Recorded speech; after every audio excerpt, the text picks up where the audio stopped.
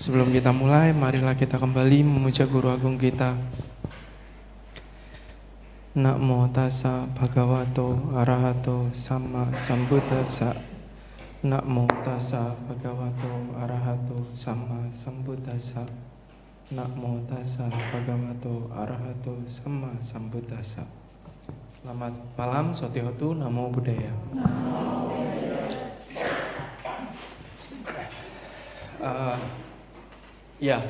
Terima kasih sebelumnya. Tadi maaf juga saya sedikit terlambat. Untuk malam ini memang tadinya ada beberapa materi yang sudah sempat siap, tapi pas untungnya ngobrol-ngobrol juga dengan ponakan kemarin yang ikut sesinya Romo Seno, akhirnya saya juga lihat YouTube. Wah, materi saya mirip, jadinya udahlah saya ganti aja. Nanti kalau ngulang lagi jadi bosen. Cuman ada beberapa hal yang akhirnya menurut saya ini juga sangat penting. Jadi hari ini saya akan mencoba untuk membawakan tentang materinya itu berkenaan dengan meditasi. Karena saya melihat bahwa kebanyakan umat sudah berusia lanjut. Jadi saya merasa bahwa meditasi itu sangat dan luar biasa penting untuk sebenarnya bukan hanya untuk yang berusia lanjut. Karena saya juga sering kali mendorong kepada teman-teman yang masih muda untuk bermeditasi itu justru paling baik itu lebih awal ketika masih muda. Karena rintangannya lebih sedikit. Sakit badannya itu nggak banyak. Kalau udah tua, sakit badannya itu gampang banget untuk sakit, lebih cepat lah untuk sakit dibandingkan anak yang muda itu sebetulnya lebih punya daya tahan yang lebih kuat. Dan memang di dalam salah satu sutta itu sendiri Sang Buddha juga mempersyaratkan apabila seseorang itu ingin memperoleh kemajuan yang baik di dalam hal berlatih secara spiritual, salah satu faktornya itu adalah kesehatan jasmani. Jasmaninya harus sehat, karena kalau jasmaninya nggak sehat lebih sulit. Dan bukan hanya jasmani yang sehat, tapi kondisi batin atau pikirannya pun sehat. Saya pernah menjalani beberapa retret di mana ada beberapa peserta yang datang menjadi ikut latihan meditasi itu dalam kondisi yang sudah terlambat. Sebetulnya anaknya masih muda, tapi karena narkoba terus mencoba ikut join retret, saya cukup kaget karena kadang beberapa kali tiba-tiba ada teriakan karena kamar saya nggak jauh jaraknya dari peserta tersebut. Sampai akhirnya setelah selesai retret saya baru dengar ceritanya dari beberapa guru pembimbing dan para sukarelawan di sana. Sempat buang air kecil, sempat buang air besar di kamar. Jadi akhirnya terpaksa harus ya retret nggak bisa nerima karena kan ya mau gimana, sudah itu harus dirawat terlebih dahulu. Nah, kemarin Romo Seno juga menyinggung betapa memang di kalangan umat Buddha sendiri justru meditasi itu kayak dalam tanda kutip menjadi satu hal yang sama sekali tidak menyenangkan, sama sekali menjadi sebuah, kalau misalkan kegiatan ayo meditasi, hampir bisa dipastikan jumlah yang ikut sedikit. Memang hampir bisa dipastikan jumlahnya sedikit. Apalagi kalau meminta kehadiran anak muda untuk ikut meditasi, itu sangat sedikit. Tapi ada satu hal yang memang sebetulnya saya sendiri dulu ketika pertama kali masuk ikut retret meditasi 10 hari, nggak boleh ngomong, terus bergerak juga harus dengan penuh perhatian. Itu hari kelima saya memang ambrol lah istilahnya. Saya jadi pengacau, saya ngobrol di sana sini, cerita dengan orang-orang yang istilahnya nggak kuat juga menjalani retretnya. hal yang paling membahagiakan saat retret itu ya bel makan siang, bel minum sore, sama bel tidur. Kalau udah denger ting besok pengennya cepet-cepet buru-buru lari, karena jam 3 udah harus bangun. Jam 3 bangun, baca parita, lalu meditasi jalan, meditasi duduk, meditasi jalan, aktivitasnya cuma itu. Meditasi jalan 1 jam, duduk 1 jam, jalan 1 jam, duduk 1 jam, udah segitu aja tiap hari, nggak ada yang lain-lain. Tapi kemudian saya coba, waktu itu saya nyoba lagi, akhirnya udahlah 10 hari mungkin saya belum kuat, nyoba 3 hari, sempat nyoba cuma 2 hari, jadi cuma 1 malam. Tapi waktu itu saya coba tekad-tekadin, saya ikuti aturan dengan patuh lah, pokoknya saya nggak mau bicara, saya nggak mau ngomong, aturannya kayak gimana pun saya coba ikuti. Sampai satu titik saya ketemu satu orang guru yang memberikan sebuah cerita itu yang menurut saya sangat menarik dan masih mengena buat saya. Beliau di salah satu ceritanya itu sebenarnya beliau menceritakan salah satu umatnya. Umat beliau, karena beliau tinggal di Australia sana, beliau bilang ada satu pendukung jadi komunitas Buddhis beliau tinggal di Melbourne, komunitas Buddhis di Melbourne itu ada banyak orang-orang keturunan Chinese juga yang menjadi donatur untuk banyak kegiatan. Nah, ada satu orang ibu yang sangat luar biasa, cekatan sekali. Beliau ini rajin untuk membantu bukan hanya satu wihara tapi juga banyak wihara. Dan orangnya senang masak, jadi bisa kebayang ya kalau misalkan pas lagi kumpul-kumpul, wah seneng banget bisa masakin untuk banyak orang. Secara ekonomi juga cukup baik karena bisa dibilang beliau juga berdonasi cukup besar untuk komunitas Buddhis di Melbourne. Nah kemudian sampai karena beliau sudah lanjut usia, kemudian hartanya dialihkan kepada anaknya. Sudah diberikan kepada anaknya, karena usianya sudah semakin tua, satu hari jatuh dari rumah. Nah memang kalau Bapak Ibu lihat di dunia barat itu memang sangat umum untuk mempanti jompokan orang tua. Jadi paling gampang, itu udah umum lah dikirim ke sana. Memang satu sisi ada yang beranggapan bahwa si anaknya itu sendiri pun beranggapan karena kita kan semua sibuk kerja, di rumah nggak ada orang. Kalau misalkan ada apa-apa, karena kalau di negara-negara kayak Australia ataupun Amerika, pembantu itu nggak gampang untuk didapat. Bayarnya mahal sekali. Karena nggak bisa kayak di kita, kalau misalkan kita memperkerjakan pembantu itu ya berarti nanti harus include uang asuransinya dia, kita harus bayarin. Jadi biayanya mahal lah. Kalau orang bisa punya pembantu di barat itu udah pasti orang kaya lah bisa. Nah akhirnya anaknya mutusin untuk dibawa ke panti jompo. Si ibu ini yang awalnya sangat aktif itu udah nggak suka, nggak seneng dengan keputusan anaknya. Tapi kemudian apalagi di panti jompo itu kan, ya saya pernah beberapa kali pergi ke baksos ke panti jompo itu kan paling apa sih panti jompo itu, kamar, satu meja, biasanya ada fotonya pada saat masih muda sama suami atau anak atau gimana, paling hanya ada satu lemari kecil. Nah setelah itu ruangannya udah lebih kecil, dianya juga nggak bisa bebas bergerak beraktivitas. Akhirnya si ibu ini malah secara, kalau di kita kan juga kita mengenal bahwa pikiran itu akan mempengaruhi jasmani, begitu pula sebaliknya. Sebagai contoh, kalau saya di sini lagi gugup nih, wah orangnya banyak, saya cemas, perut saya bisa sakit, saya bisa mual, saya bisa gemeteran tangan saya, terus keluar keringat dingin. Itu adalah kondisi di mana pikiran itu mempengaruhi secara langsung terhadap jasmani. Jasmani juga bisa mempengaruhi langsung terhadap pikiran. Contohnya, orang kalau udah sakit gigi, terus diajak ngobrol, senyum-senyum, disuruh ketawa ya nggak mungkin mau.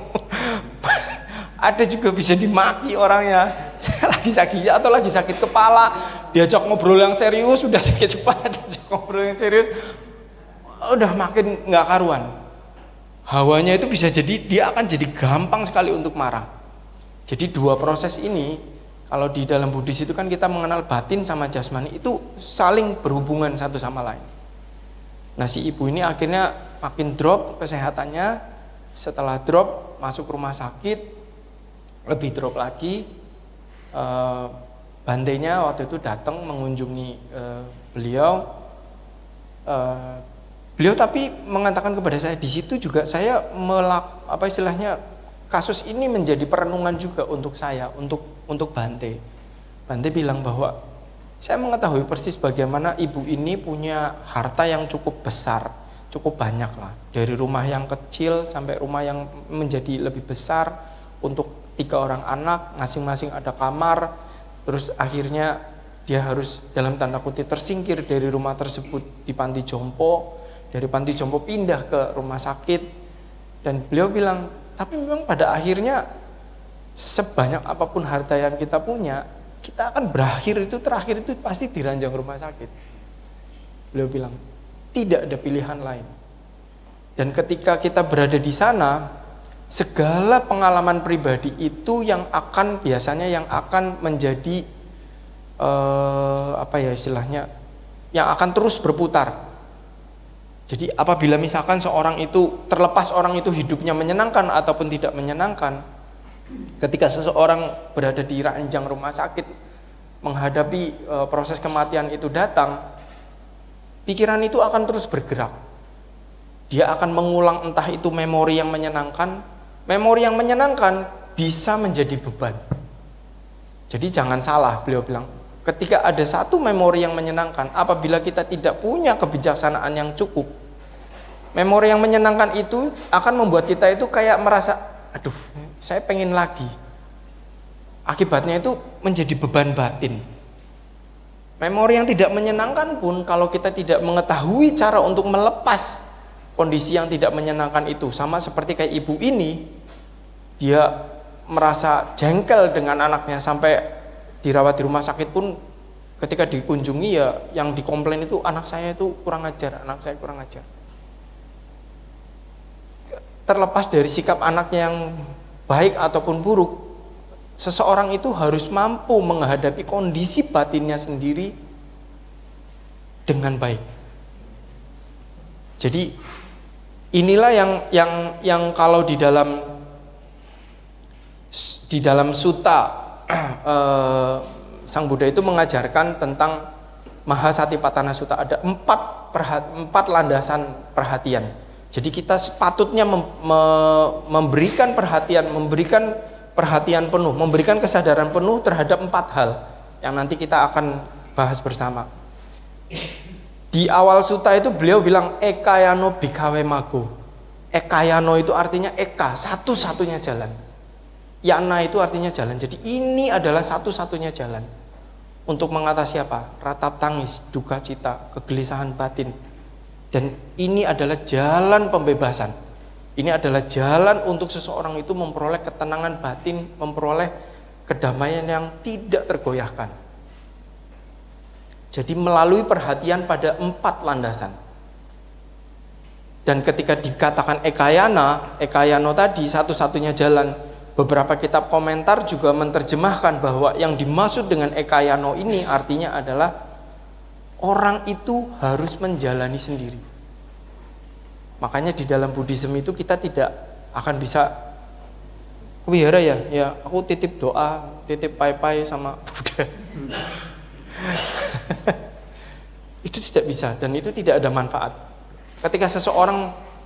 Ketika orang itu memiliki kotoran batin, guru meditasi saya juga bilang bahwa ketika tubuh kita terbakar, istilahnya ada kebakaran di dalam batin, meskipun pemicunya itu dari luar, kebakarannya itu di dalam. Meskipun ada orang lain yang membuat saya itu menjadi jengkel setengah mati, marah setengah mati, tapi kebakaran itu terjadinya di dalam. Dan itu tanggung jawab kita itu untuk menyelesaikan. untuk menyelesaikan bagaimana kita menangani api yang muncul dari dalam itu. Dan kita tidak bisa mengandalkan orang lain. Kita tidak bisa juga untuk meminta orang lain itu supaya membuat kejengkelan, kemarahan, kebencian kita itu hilang. Enggak bisa. Itu sepenuhnya adalah tugas kita pribadi. Jadi kenapa meditasi itu sangat penting? Kenapa meditasi itu sangat luar biasa penting? Karena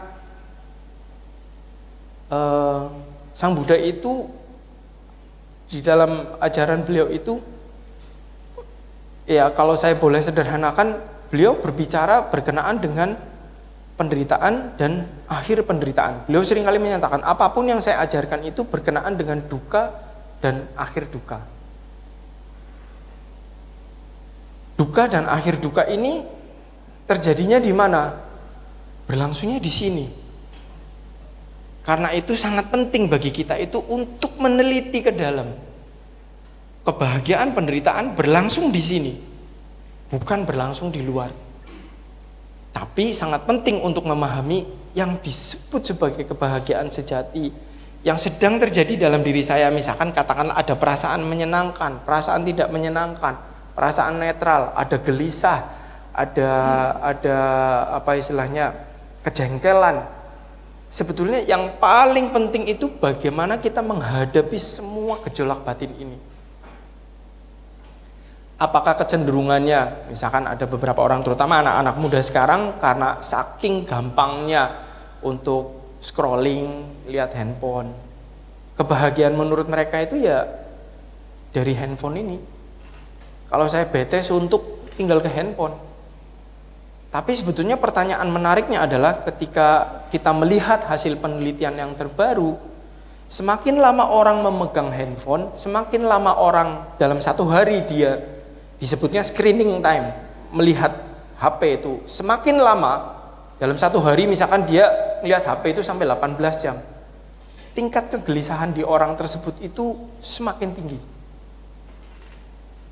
Dan itulah yang menjadi perhatian bagi dunia pendidikan saat ini untuk menghadapi bagaimana di generasi yang saat ini yang sudah terpapar dengan handphone itu tuh cenderung memang tingkat kemampuan pengelolaan emosinya itu jauh lebih rendah.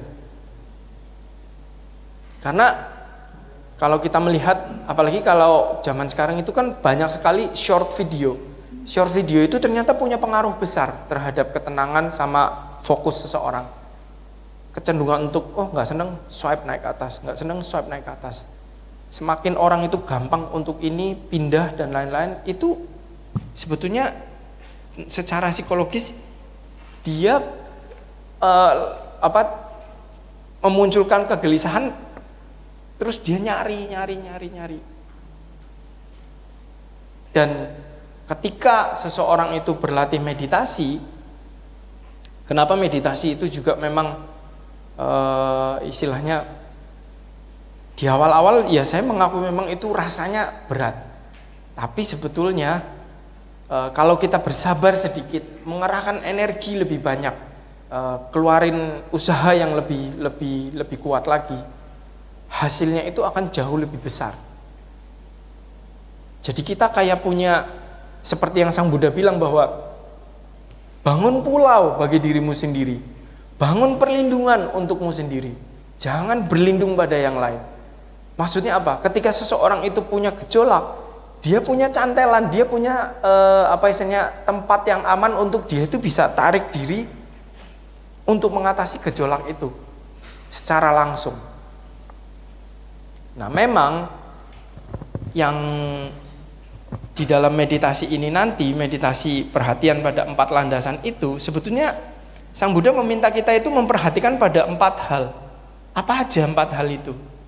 Pada jasmani kita, pada perasaan kita sendiri, pada pikiran kita sendiri. Yang terakhir itu Dhammanupassana, itu adalah berkenaan dengan kualitas dari pikirannya kita sendiri. Kita harus segera punya kesadaran, misalkan, oh ini pikiran saya, ini pikiran yang dipenuhi kemarahan. Dia harus segera tahu. Nah, kata sati itu sendiri sati ataupun diterjemahkan di zaman sekarang itu mindfulness. Mungkin kalau melihat di TikTok ataupun di banyak istilahnya konten-konten meditasi itu sekarang tulisannya itu bukan meditasi lagi tapi mindfulness. Karena maksud dari mindfulness itu, kalimat sati ini sebetulnya punya makna yang cukup mendalam istilahnya. Dan saya ingat sekali Bante Tita Nyano itu bilang sebetulnya ada satu kata yang, karena kita kebetulan Jawa, yang padanan katanya itu persis kurang lebih itu sangat mendekati dengan arti kata sati, yaitu eling. Orang itu harus eling, dia harus tahu persis apa yang lagi terjadi sama dirinya sendiri. Kalau kalimat yang itunya kan eling lan waspodo, itu sangat Buddhis. Karena kita harus penuh kesadaran terhadap diri kita sendiri dan punya kewaspadaan terhadap apa yang sedang terjadi di dalam diri kita. Batin ini sedang bergejolak seperti apa? Pikiran saya itu lagi mengarah kemana? Nah, ketika kita belajar untuk mengamati jasmani, pikiran, perasaan, sama isi dari fenomena dari batin kita sendiri, 4 hal ini kan sebetulnya yang diteliti itu siapa? Ya diri kita sendiri, bukan yang lain. Kita kan nggak diajari ketika meditasi duduk terus liatin napas sebelahnya. Kan nggak gitu. Kita diminta untuk ngamatin napas kita sendiri. Yang pertama berkenaan dengan objek jasmani. Objek jasmani itu artinya perhatian pada nafas, itu salah satu objek jasmani. Kembang kempisnya perut. Ketika kita bernapas itu kan napas itu kembang kempis, perutnya itu kembang. Itu bisa jadi objek.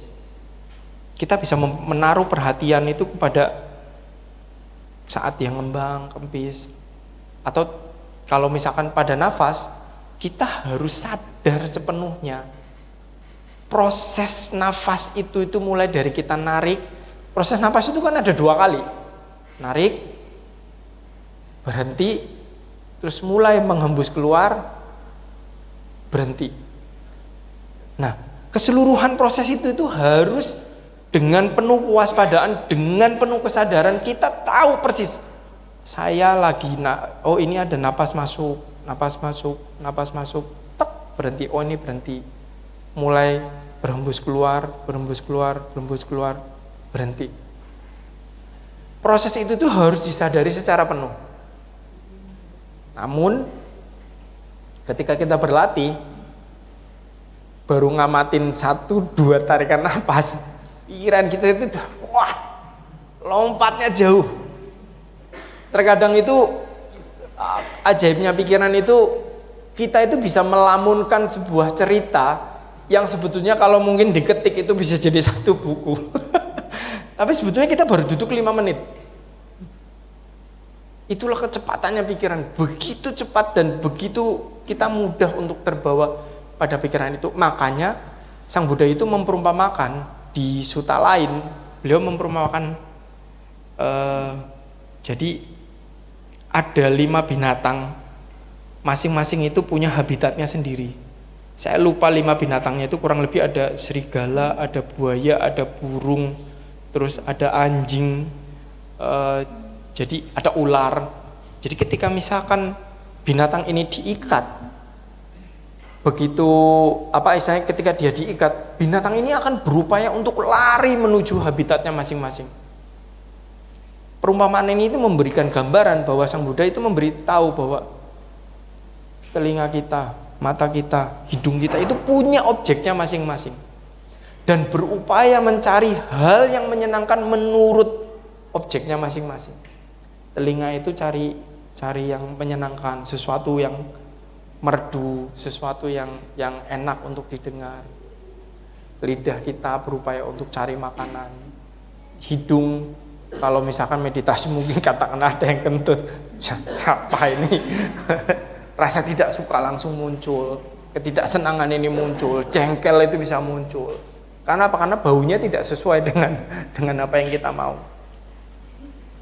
Jadi 5 objek ini akan berupaya untuk lari, untuk mencari ininya sendiri. Nah makanya harus diapain? Harus diikat, dijangkar, dipatok ke satu tempat. Apa itu? Yaitu tadi, objek utamanya biasanya antara nafas di hidung atau kembang kempis perut. Nah, lalu terkadang beberapa umat Buddha itu juga kadang berpikirnya itu meditasi itu ya hanya duduk bersila. Padahal enggak. Di dalam penjelasan tentang objek jasmani, objek kayanupasana, penjelasan objek jasmani itu bahkan Sang Buddha itu menyatakan, memang di awal dijelaskan tentang perhatian pada nafas, terus merasakan udara di dalam perut, yaitu tadi kembang kempis perut, itu juga merupakan satu objek jasmani. Kenapa objek jasmani diletakkan lebih dulu? Karena lebih kasar, paling kasar, paling gampang untuk ditangkap. Sekarang kebayangnya enggak yang tadi, ketika kita baru ngamatin, tahu-tahu pikiran kita itu udah ngelamun cerita, nanti baru nyadar, udah ceritanya panjang, kita baru meditasi, balik lagi ke nafas. Karena pikiran itu bergerak terlalu cepat. Apabila orang itu masih belum punya kemampuan untuk istilahnya perhatian, konsentrasinya cukup, akan sulit. Makanya paling gampang itu ke jasmani dulu, ke yang fisik dulu, supaya yang kasar itu yang terlihat. Sensasinya itu juga gampang untuk ditangkap, lebih gampang untuk ditangkap. Nah, selain nafas ini sama ini, sebetulnya yang lain itu di sutta itu dijelaskan, Sang Buddha itu bilang bahwa ketika seorang biku itu berdiri, berjalan, duduk, berbaring, atau melakukan aktivitas sehari-hari, ketika biku itu merentangkan jubah, ngelipet jubah, make jubah, bahkan buang air besar dan buang air kecil, itu harus dengan penuh waspadaan, harus eling dan waspodo pada saat kencing ataupun buang air besar. Buang air besar itu adalah momen yang biasanya kita itu justru paling enak untuk ngelamun. Padahal nggak boleh. Sang Buddha itu sendiri ngajarin untuk kita itu untuk jangkar balik.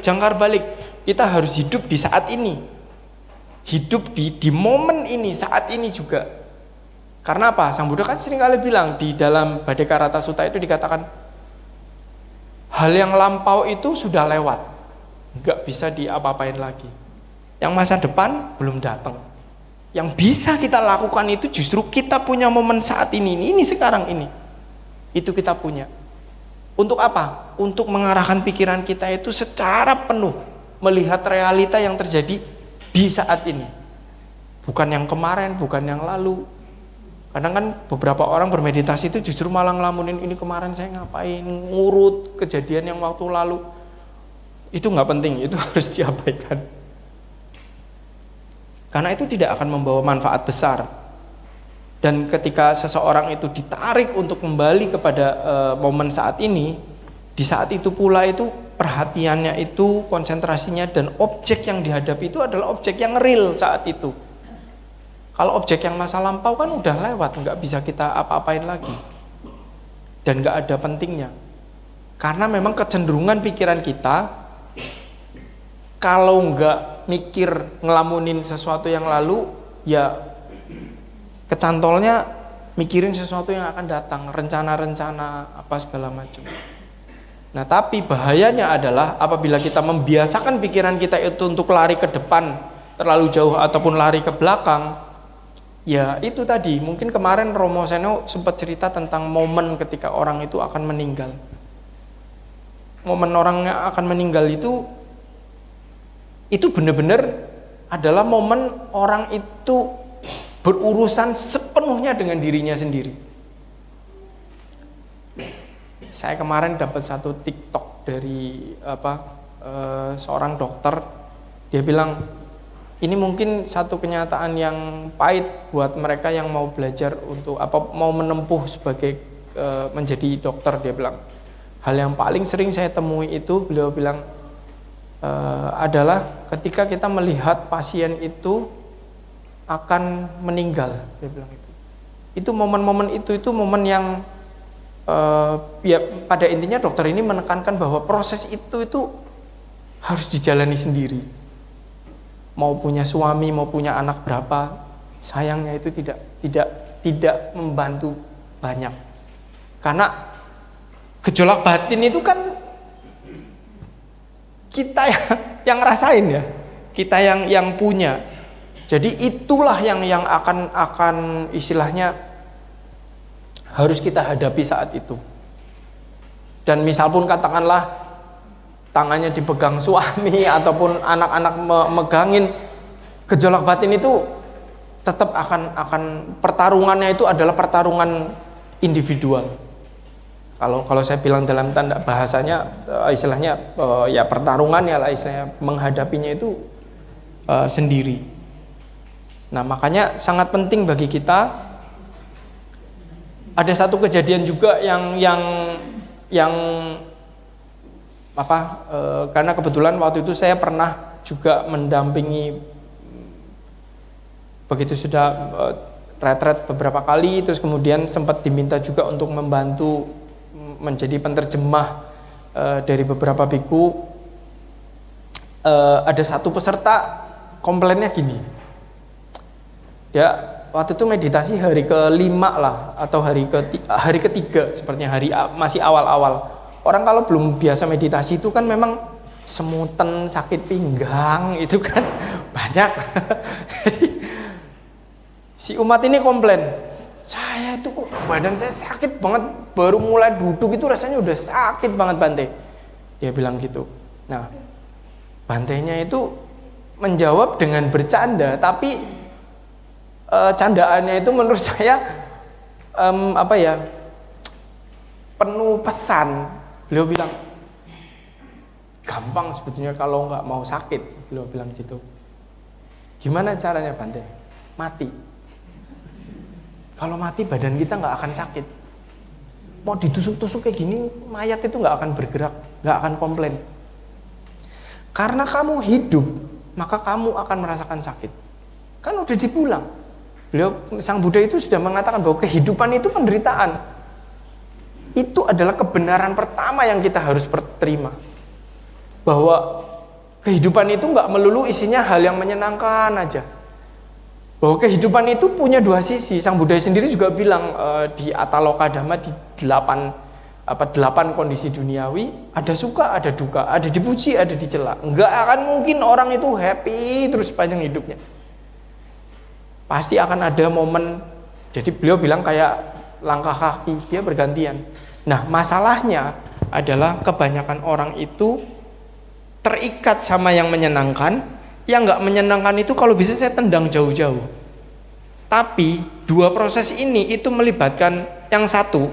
Kalau hal yang menyenangkan itu kan kita berupaya untuk genggam, kita pegang, jangan lewat nih, jangan lewat, ini enak nih, ini menyenangkan. Itu loba. Dan ketika ada hal yang tidak menyenangkan, kita nggak suka, nggak seneng, kita mau tendang keluar, itu dosa, itu kebencian. Rasa tidak suka itu dasarnya kebencian. Jadi kita selalu dijebak oleh dua hal ini, oleh loba ataupun oleh dosa. Nah, makanya kenapa kita diajak untuk mindful, untuk melihat, untuk menerima. Ketika ada rasa sakit muncul, cobalah untuk belajar berhadapan dengan rasa sakit itu secara utuh. Ketika ada kegelisahan itu muncul, hadapi kegelisahan itu secara utuh. Terima kegelisahan itu secara utuh. Lihat kegelisahan itu apa adanya. Dengan demikian, kita itu tidak terjebak lagi di dalam dosa dan loba ini. Kita mulai belajar motong sedikit demi sedikit, itu kita potong. Kemelekatannya itu kita potong, kebenciannya itu juga kita potong. Nanti akhirnya apabila seseorang itu punya perhatian yang sangat kuat, konsentrasinya itu sangat baik, tubuhnya akan terasa tenang, pikirannya itu sangat jernih. Dia mampu melihat bahwa ternyata proses ini, perasaan yang muncul ataupun kegelisahan itu hanyalah satu proses yang muncul berlangsung lenyap, muncul berlangsung lenyap. Dan bagi dia itu akhirnya melihat segala sesuatu fenomena itu ya biasa aja. dia mulai akhirnya kehidupan itu sebetulnya tidak ada yang bisa dipertahankan. Tubuh jasmani kita udah jaga, udah rawat sedemikian rupa, mandi sehari 2 kali, diwangi-wangiin istilahnya. Kalau memang tubuh ini adalah milik kita, maka kita bisa bilang, jangan sakit dong, jangan tua. Tapi nggak bisa. Tubuh itu juga bergerak sesuai dengan prosesnya sendiri. Karena itu, ketika seseorang berlatih meditasi ini, dia belajar untuk menerima fenomena apapun yang terjadi pada batin sama jasmaninya itu secara utuh. Dia terima, dia merangkul. Saya dulu paling benci ketika meditasi itu, yang paling saya nggak kuat itu kayak ada nyeri yang sifatnya itu, saya pokoknya sering ngerasa kayak punggung saya itu kayak ditusuk jarum. Mending temponya itu jelas ya. Kadang temponya nggak jelas, itu yang bikin cebel. Jadi ketika duduk, nanti sakit. Nggak sakit, terus akhirnya udah coba perhatian, tiba-tiba sakit sekali. Aduh, itu langsung jengkel banget saya. Pikiran saya udah langsung kacau, nggak bisa konsentrasi, dan itu menjengkelkan sekali. Sama, saya waktu itu juga saya komplain, terus saya merasa bahwa pikiran saya itu kok kayaknya nggak bisa tenang. Saya pergilah ke kutinya Bante. Saya dengan berapi-api saya komplain, saya udah coba duduk sampai 1 jam, saya nggak gerak, saya nggak ini, komplain lah saya ceritanya. Terus Bantenya cuma menjawab, saya nggak ngarepin kamu itu untuk bisa berkonsentrasi kayak gini, ya itu nantilah, dia bilang. Tapi sekarang yang saya mau dari kamu itu adalah, itu kan terjadi sama diri kamu. Ya kamu yang bertanggung jawab untuk menyelesaikan itu. Hal yang saya bisa bantu ke kamu adalah, bisa nggak kamu bertoleransi dengan segala yang terjadi di dalam diri kamu. Kamu kan tahu kan tentang meta, dia tanya gitu. Tentang cinta kasih tahu kan? Kenapa kamu nggak punya cinta kasih terhadap diri kamu sendiri? Bahwa memang tubuh kamu itu punya potensi sakit. Ya terima dong bahwa tubuh itu punya potensi sakit. Kan dibilang kayak misalkan ketika kita punya pasangan, punya pasangan itu harus menerima baik dan buruknya. Sama, tubuh jasmani kita itu baik dan buruknya pun harus bisa diterima. Dengan begitu itu kita punya kayak hati yang lebih lega, lebih luang, punya ketenangan batin. Jadi ketika misalkan ada kondisi yang tidak menyenangkan muncul, kita itu bisa punya tangan terbuka, nggak apa-apa, saya nggak komplain. Ketika tubuh jasmani ini menjadi sakit, kita bisa meletakkan perhatian yang tepat terhadap rasa sakit yang muncul. Jadi kita nggak digulung oleh perasaan tidak menyenangkan. Ketika jasmani itu sakit, kita malah digulung oleh, badan kok gini banget ya, ini kok sakitnya nggak berhenti-berhenti terus gitu tuh. Tapi nggak sadar itu kita digulung oleh rasa tidak suka. Dan ketika kita belajar untuk menerima itu secara utuh, kita tidak komplain lagi. Saat itu kita berhenti. Kotoran batin kita itu nggak naik. Kita belajar untuk menerima itu, kondisi itu secara utuh. Dan meditasi itu juga bisa dilakukan dalam aktivitas sehari-hari. Ini justru adalah yang mungkin paling bisa dibilang tidak menjadi perhatian. Padahal kalau seperti yang tadi disebutkan di sutanya, jadi ketika kita berdiri, berjalan, duduk, berbaring. Kalau berbaring sih saya tidak menyarankan ya untuk berlatih meditasi berbaring, karena biasa bagi yang belum terlatih, begitu berbaring wis pasti bablas. Cenderungnya itu nanti tidur. Jadi ada banyak sekali yang kita bisa lakukan. Contohnya, makan itu bisa sambil meditasi. Saya itu justru dulu guru meditasi saya itu seringkali menanyakan ke saya itu justru bukan meditasi duduk ya kamu gimana, meditasi jalan kamu gimana, enggak. Beliau tanya, ketika kamu makan, pikiran kamu kemana? Wah, itu pertanyaan besar.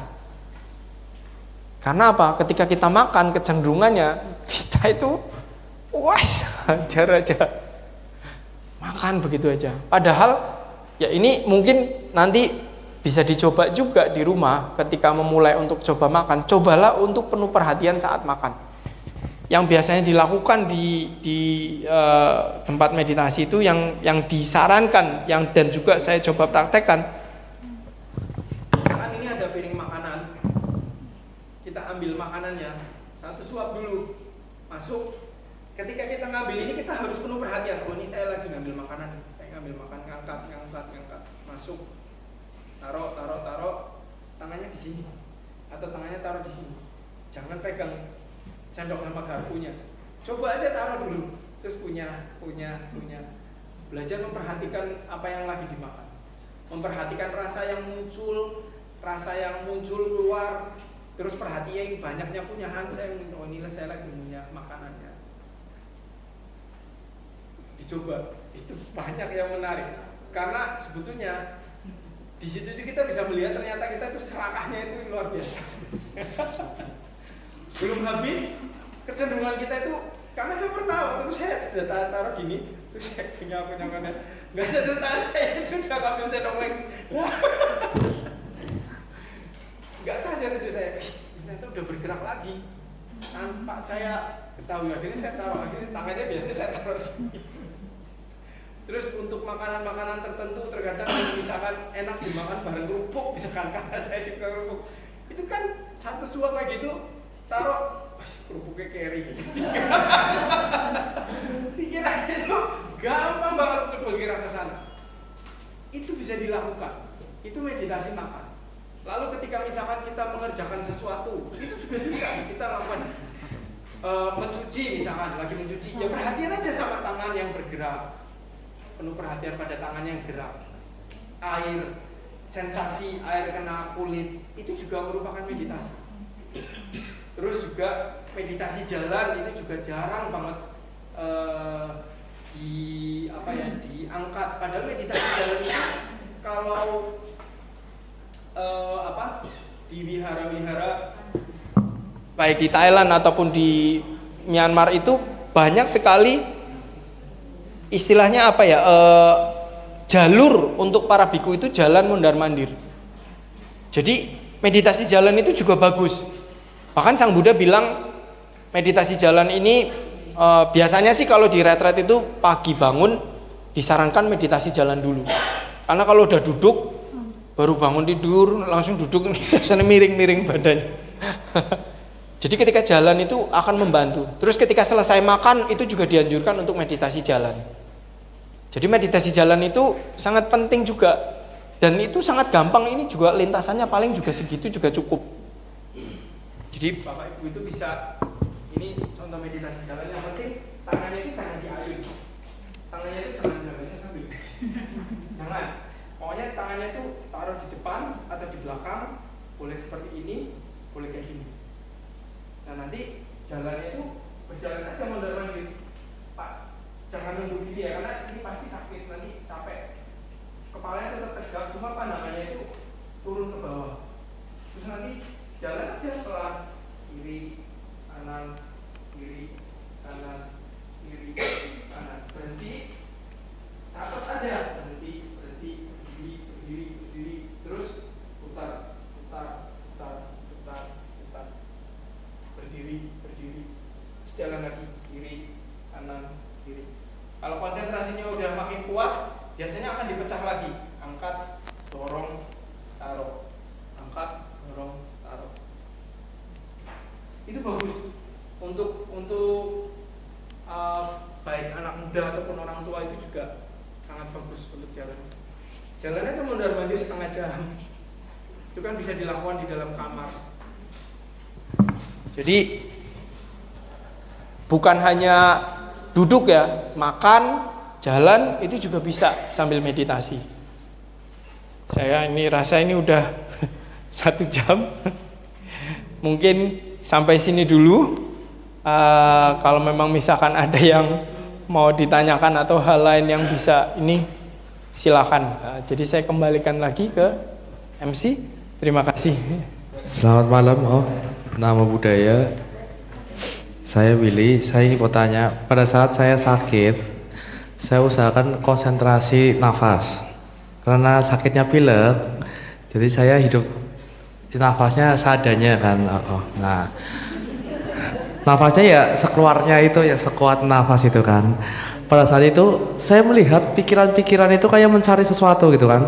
Saya merasa saya terjebak di suatu kayak apa namanya ya, lubang yang banyak pintu-pintunya itu ya. Nah, pada saat itu saya tidak ikut dalam pikiran itu. Saya melihat saja kan, saya kan untuk berlatih itu melihat. Saya lihat pintu-pintunya segala macam. Tiba-tiba di situ ada kayak inspirasi, kayak akar dan bunga. Nah, di dalam itu saya bersadar, oh kayaknya perlu sesuatu yang berbau akar-akaran, obatnya gitu kan. Saya mikirnya itu. Alhasil saya lakukan itu kan, saya cari obat, saya jamu, sembuh. Apakah itu meditasinya benar atau enggak gitu?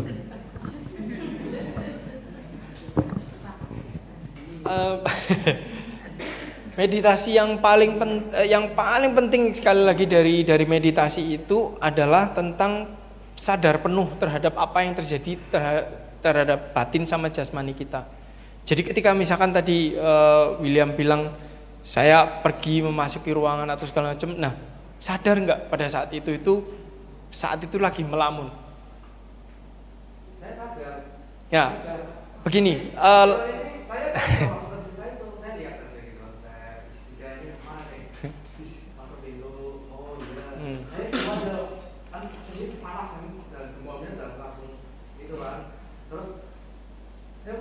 Ada bunga dan akar gitu. Apa ini maksudnya? Karena simbol dia beli jamu gitu kan.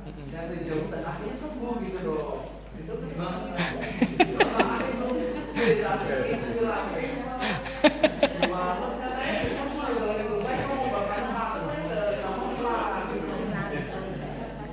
Yang menarik untuk diketahui itu sebetulnya ketika menyatakan bahwa sadar. Kalau memang sadar, harusnya tahu kapan bunga itu muncul, kapan lamunan itu lenyap. Pada saat itu, pas lihat bunga dan itu udah ada. Nah, Ini sudah ada. kebanyakan dari kita itu ikut di dalam lamunan, itu berbeda. Kita jadi pemain di situ. Tapi kalau kita berlatih mindfulness, kita itu jadi penonton. Saya sadar persis saya itu lagi ngelamun. Saya tahu kapan lamunan ini dimulai dan kapan itu berakhir. Jadi enggak sekedar cuman ikut, enggak. Tapi kita tahu persis ini lamunan. Kapan dia mulai, kapan dia berlangsung, dan kapan dia hilang. Kapan dia balik lagi. Tapi pada saat itu, pas ada akar dan bunga, saya langsung koneksi ya, jadi hilang. Pikiran itu bisa bekerja dengan begitu cepat lah, dan ada banyak. Makanya terkadang ya, satu buah pikir itu sebetulnya terkadang satu buah pikir nih, satu lamunan itu sebetulnya kita punya keinginan untuk melamunkan itu, tapi kita nggak lihat. Ada keinginan di belakang itu. Ada keinginan. Bisa jadi karena saat itu lagi pilek, nggak tahan, pengen banget untuk cepat sembuh, akhirnya melamunkan untuk cari obat. Bisa juga. Nah, makanya di dalam mindfulness meditation itu yang paling penting itu adalah punya kesadaran penuh. Moment by moment di saat itu juga. Dia tahu persis apa yang sedang terjadi. Saya juga pernah, saya kan latihan di meditasi itu ada komplain. Nah, kemarin malam saya juga seperti itu, keluar cerita ada kayak gambaran itu kan. Nah, saya lihat, saya tak ikut. Emang lama-lama cerita itu tiba-tiba langsung berubah gitu, kayak ganti episode gitu. Pas ganti episode langsung timbul ngantuk. Pas ngantuknya tertahan, otomatis kan badan langsung tergantung. Badan kan melek, mata langsung gerak. Wah, ini pengen melek ya. Kalau ini dari orang jalan-jalan orang bunyi-bunyi dari tadi. Akhirnya kan saya tahan terus. Nah, keluar lagi tuh cerita baru lagi supaya biar badan itu stabil gitu. Nah, gimana caranya supaya tahanan itu saya bukan sistemnya nahan, bukan itu kencang tapi saya nahan, saya maksa itu gimana ya? Ada momen-momen tertentu ketika misalkan daya upaya itu perlu keluar lebih, terutama ketika ngantuk. Ngantuk itu memang proses pencatatan itu harus lebih kuat. Jadi biasanya memang harus dipaksa, badannya itu harus ditegakin supaya untuk menghilangkan kantuknya itu. Dan istilah yang paling penting lagi itu adalah untuk selalu ingat kembali ke objek utama, ke nafas ataupun ke kembang kepisnya perut itu. Karena itu yang paling penting. Jadi ketika misalkan lamunannya itu terlalu panjang, harus langsung sadar ini lamunan, balik, langsung dibalikin, langsung lihat sensasi apa yang muncul, apa yang dominan muncul kala itu. Memang saya sih menyarankan untuk pergi cari guru yang tepat, karena meditasi itu ada banyak teknik, ada banyak cara, tapi pastikan aja bahwa teknik yang diambil itu mengacu kepada Mahasatipatthana Sutta. Karena ada banyak sekali teknik-teknik meditasi di luar yang ya istilahnya hanya mencomot sebagian tapi sisanya enggak, kayak gitu, ada juga. Jadi sangat disarankan untuk pergi aja menemui, terutama cari biku-biku yang memang punya kapabilitas untuk ngajar. Dan di sini saya juga hanya membagikan apa yang saya alami. Saya sendiri tidak punya kapabilitas untuk ngajar meditasi. Saya hanya mencoba untuk membagikan pengalaman dan pentingnya untuk bermeditasi itu sendiri. Paling kalau saran saya sih balikin ke objek utamanya aja gitu.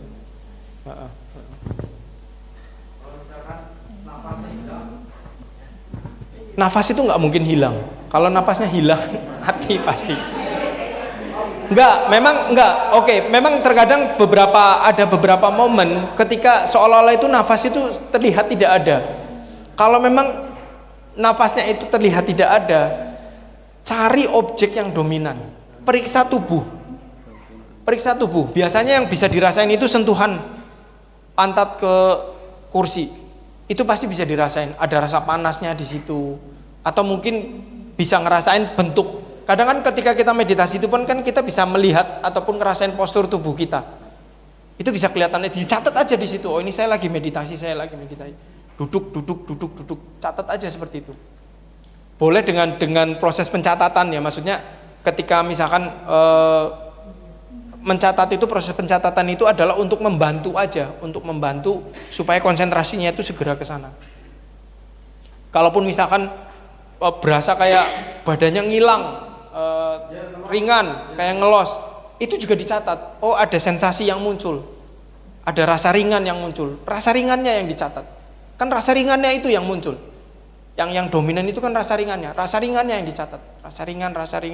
Nanti dia pasti akan berubah lagi, ganti. Nah, sebisa mungkin itu kita mengamati proses terjadinya itu berlangsung sampai dia lenyap. Jadi selama ini kan kita lompat, nanti tiba-tiba ada kejadian ini, ada gambaran ini, dari sini nanti lompat lagi. Iya, setiap ada misalkan ada kayak mau bosan atau apa, nanti langsung keluar itu. Iya. Jalan-jalan itu. Iya. Kayak menutupi gitu. Iya. Yang orangnya nggak bosan. Oh, nggak boleh. Justru ketika pikiran lamunan itu keluar, kita harus keluar, kita nggak boleh ikut di dalam lamunan itu, harus balik lagi ke objek utamanya. Malah pasti panjang, dan konsentrasinya kita udah keluar dari situ. Oke.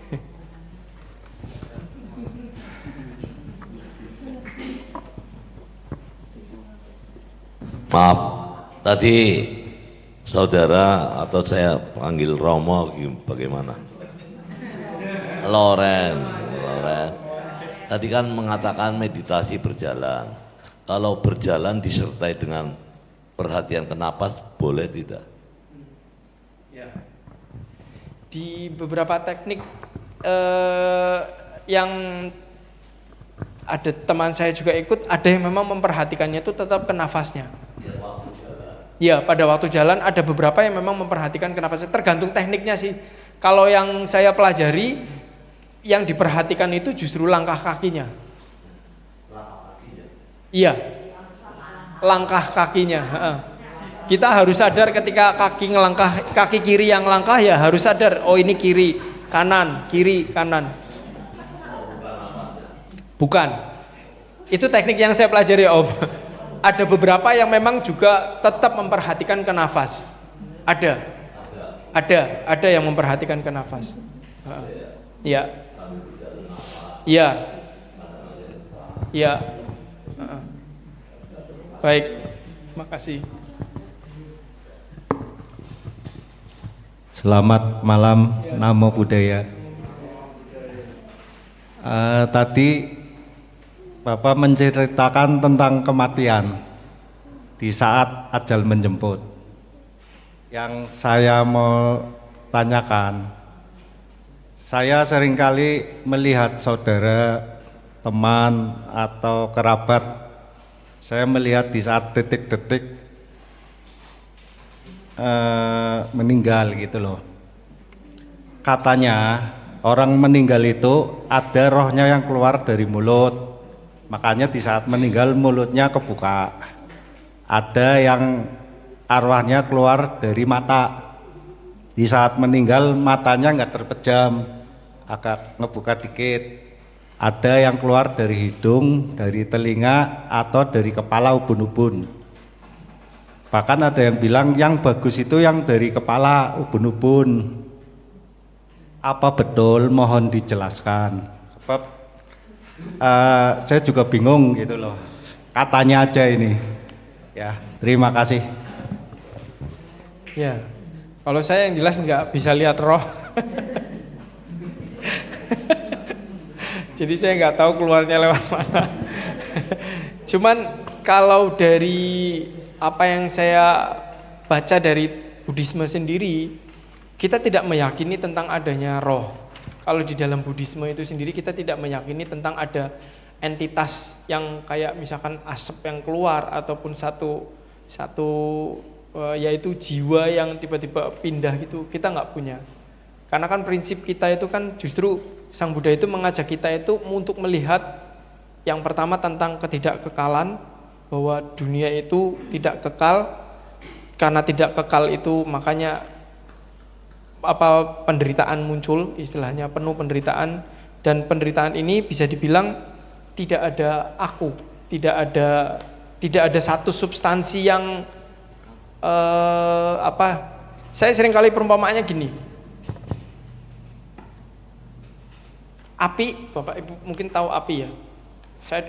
Karena saya dulu kuliah di teknik mesin, jadi di pabrik itu kita sering dikasih tahu tentang keselamatan kerja. Keselamatan kerja itu salah satunya itu bagaimana menjaga lingkungan kerja itu supaya tidak ada kebakaran. Nah ternyata syarat terjadinya api itu ada 3. Oksigen, bahan bakar, sama temperatur, suhu. Kalau salah satu ini nggak ada, mati apinya. Contohnya, ada bahan bakar, ada temperaturnya, panas, tapi oksigennya nggak ada. Kayak lilin tak tutup pakai gelas, mati langsung, oksigennya mati.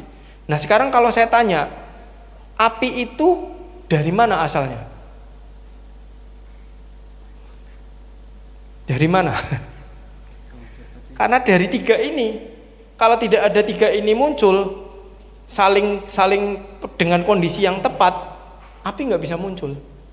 Makanya di Buddhis itu kita tidak mengenal adanya roh ataupun jiwa, karena apa yang kita pikiran, perasaan. Jadi di Buddhis itu kita mengenal ada 2 aspek, batin sama jasmani. Jasmani itu terdiri dari komponen-komponen api, air, udara, sama tanah. Terus kalau untuk yang batin itu ada pikiran, perasaan, persepsi, ingatan, 4 ini. Dan keempatnya ini itu terus berubah setiap saat. Jadi nggak bisa disebut ada roh ataupun jiwa yang kekal, karena tergantung kondisinya. Sebagai contoh, perasaan misalkan kayak sekarang, Bapak Ibu pasti punya perasaan tertentu saat ini, mungkin duduk ada yang bosen, ada yang kapan rampung. Misal, kenapa kok perasaan itu bisa muncul? Karena ada kondisi yang khas seperti ini. Dia bisa muncul karena ada kondisi yang khas ini. Kalau kondisinya ini nggak ada, perasaan itu nggak keluar. Jadi kita nggak bisa bilang ini perasaan saya, nggak bisa. Kadang agak susah juga untuk dibilang bahwa ini perasaan saya. Jadi kalau di Buddhis itu kita tidak mengenal adanya roh, entitas yang kayak gitu sih sebetulnya. Jadi kalau saya ditanya menurut Buddhis itu keluarnya lewat mana, kita nggak punya yang kayak gitu. Kurang lebih itu aja yang paling bisa saya sampaikan. Terima kasih.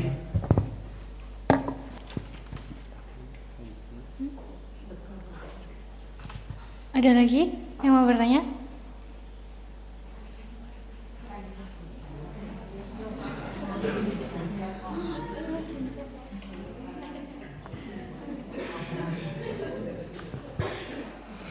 Tadi dia kan menanyakan tentang keluarnya roh dari mana. Padahal di dalam agama Buddha mengenal bahwa tubuh itu, jasmani itu palsu. Yang abadi bukannya roh. Apa di dalam agama Buddha tidak mengenal tentang roh? Ya. Tidak ada, tidak mengenal roh seperti yang kayak di keyakinan lain. Tidak ada. Tidak ada. Tidak ada.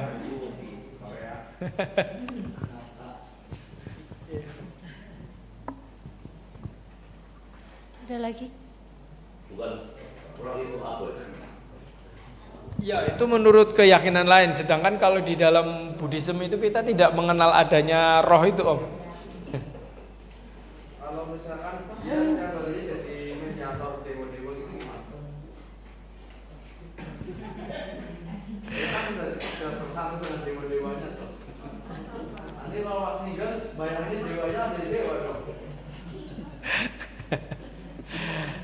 Saya terus terang ya sekali lagi saya tidak punya pengalaman di situ satu. Jadi saya tidak merasa berhak untuk mengomentari apakah istilahnya, saya sendiri nggak pernah ngerasain kesurupan ya satu. Itu juga saya juga nggak pernah tertarik juga. Ya itu saya rasa saya kembalikan kembali kepada orang yang menjalani istilahnya. Kalau kita bicara tentang doktrin Buddhis, tentang istilahnya apa yang Buddha ajarkan, itu kita tidak mengenal istilahnya kayak, apalagi kalau misalkan dikatakan dewa itu masuk ke tubuhnya manusia.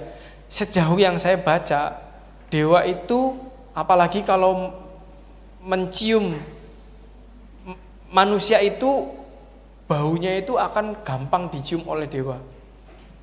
Baunya kurang enak kalau menurut Sutta. Kecuali orang itu punya moralitas yang bagus, baru itu akan memancing perhatian para dewa. Sebagai contoh kayak dulu ada, kalau nggak salah entah Sariputta atau Moggallana baru selesai bermeditasi, meditasi Nirodha Sampati, pencapaian Nibbana. Jadi ketika meditasi itu kadang bisa sampai berhari-hari dan nggak makan. Nah setelah selesai itu kan mereka butuh makan. Itu apabila orang berdana kepada para biku yang baru baru selesai meditasi itu jasa kebajikannya besar sekali. Dan itu jadi rebutan.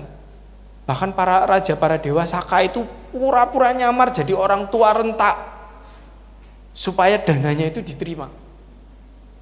Tapi kemudian karena kesalahannya cuma satu. Karena yang dia danakan itu konon katanya itu makanan surgawi. Jadi baunya itu nggak wajar. Dari situ tuh langsung tahu kamu dewa ya. Nah ketika ditanya gitu, dewa nggak boleh bohong. Dia nggak akan berani bohong sama Arat. Langsung dia menunjukkan tubuh aslinya, dia memberikan penghormatan. Lalu beliau mengatakan bahwa lain kali jangan seperti ini. Saya mau memberikan kesempatan ini justru kepada makhluk yang lebih butuh kebajikan. Dan Saka itu bilang kami juga butuh kebajikan. Jadi kalau di dalam doktrin Buddhis ya seperti itu, bahwa proses-proses kesurupannya dan lain-lain itu tidak banyak disebutkan ya. Seingat saya itu tidak banyak dan tidak menjadi perhatian khusus. Bahkan kayak meditasi pun kadang beberapa orang itu salah pahamnya itu kayak gitu. Ada yang banyak itu saya ketemu kadang di retret meditasi ada aja orang yang datang ikut retret meditasi itu mikirnya, oh ini nanti dapat ilmu buka mata ketiga kayak gitu. Ada aja yang kayak gitu. Padahal kita nggak pernah ngajarin kayak gitu. Kita nggak ada sama sekali. Jadi ketika dia lihat jadwalnya, terus ngejalanin prosesnya kabur, udah langsung KO, nggak kuat. Sejam jalan, sejam duduk, sejam jalan, sejam duduk. Ini dapat ilmunya kapan katanya? Kapan ketemu dewanya? Iya. Jadi biar sakti, kurang lebih kayak gitu. Jadi ya sekali lagi saya mohon maaf nggak bisa mengomentari untuk yang itu. Bagi yang memang mempunyai tradisi seperti itu ya dikembalikan lagi kepada si pelakunya saja.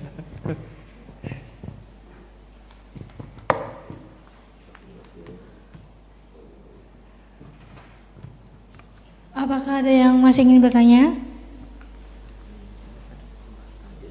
Masih ada kesempatan untuk bertanya. Sudah cukup? Ya, baik. Silakan ditutup, Pak Loren. Ya, oke.